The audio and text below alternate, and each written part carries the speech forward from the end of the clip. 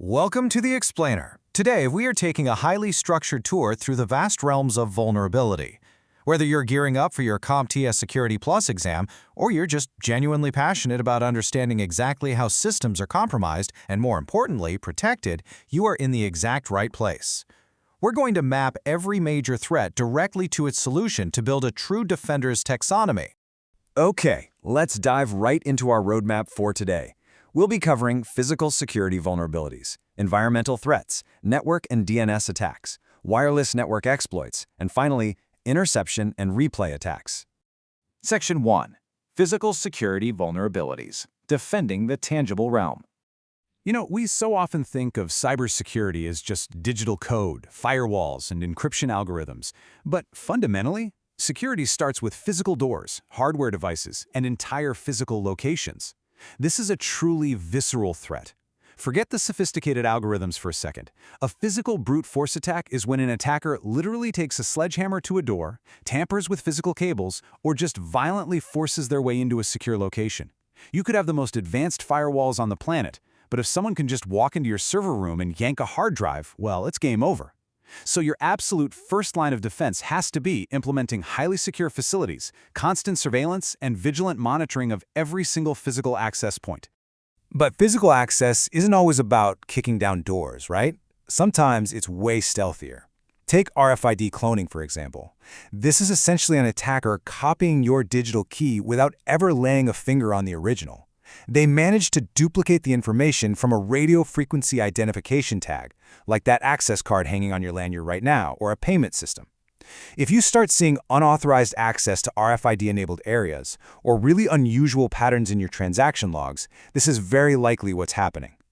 To shield yourself here, you absolutely need encrypted RFID communications and secondary authentication methods. Don't just rely on the badge, make them punch in a PIN too. Section 2. Environmental threats. Surviving the elements. We really have to remember that non-human disruptions can destroy data just as completely as any human hacker. Natural or human-caused disasters, think floods, fires, massive power surges, they do not care about your complex passwords. To counter this, these mitigations are basically your survival guide. First, you've got to implement disaster recovery plans so your team knows exactly what to do when the worst actually happens.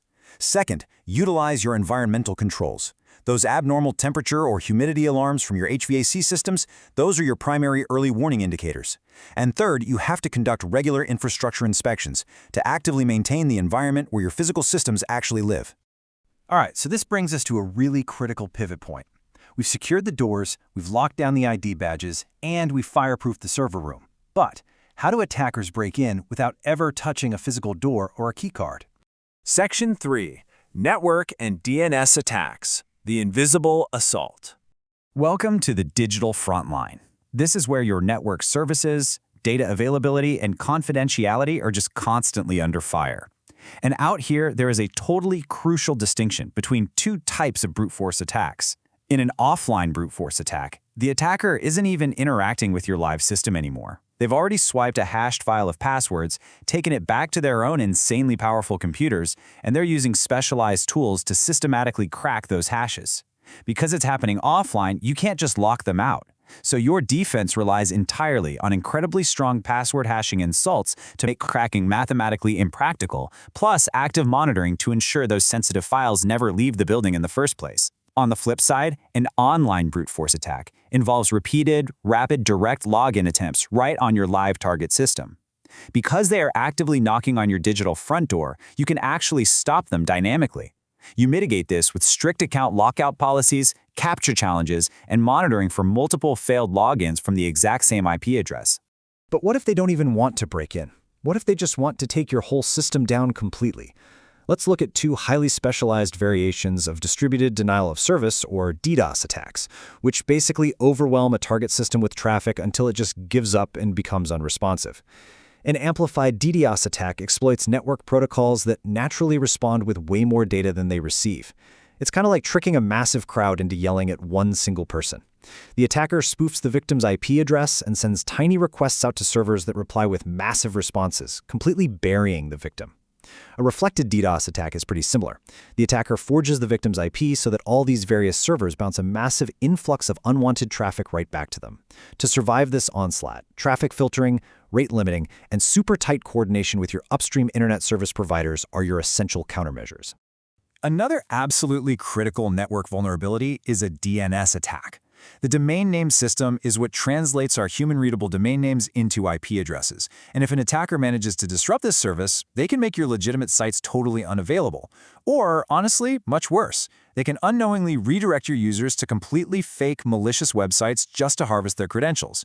Implementing DNSSEC, that's Domain Name System Security Extensions, and constantly monitoring your DNS requests and responses is an absolute non-negotiable defense strategy here. Section 4. Wireless Network Exploits. Securing the airwaves. The invisible airwaves all around us provide a massive and far too often unsecured vector for unauthorized entry. Let's perfectly map out exactly how we counter these airborne threats directly.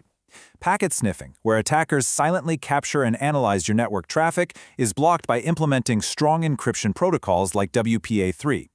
Rogue access points, those unauthorized Wi-Fi points someone plugs in to bypass security, are caught by conducting regular, thorough network audits.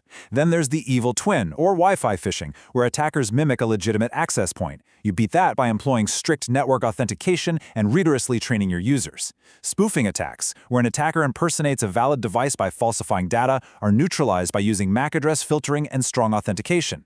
And finally, Wi-Fi jamming, which is flooding a network just to disrupt service, is shielded by having a robust intrusion detection system in place to identify and block the jamming source. Section 5. Interception and replay attacks. Silently stealing secrets. Okay, we are now looking at the absolute stealthiest forms of attack in our taxonomy, where the victim might literally not even realize their communications have been completely compromised. Imagine a silent, totally invisible middleman, reading and possibly even altering all of your data as it travels across the network. That is an on-path attack. The two parties communicating have absolutely no idea someone is sitting right there in the middle. And because you can't physically see this middleman, your required shields have to be 100% cryptographic. You must use VPNs for secure communication, implement end-to-end encryption so even if the data is intercepted it just looks like gibberish, and rigorously always validate your certificates. Closely related to that is what's called credential replay. This happens when that invisible attacker captures valid user credentials during transmission, saves them, and then simply recycles those stolen logins to gain unauthorized access later on. Think about it. They aren't actually cracking a password, they're just playing back exactly what they recorded you typing or sending. So how on earth do you stop a perfectly valid but stolen credential from working?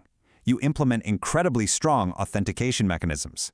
Multi-factor authentication and time-based one-time passwords are the ultimate rock-solid defense against replay tactics, because by the time the attacker actually tries to replay that password, the time-based token has already expired and is completely useless.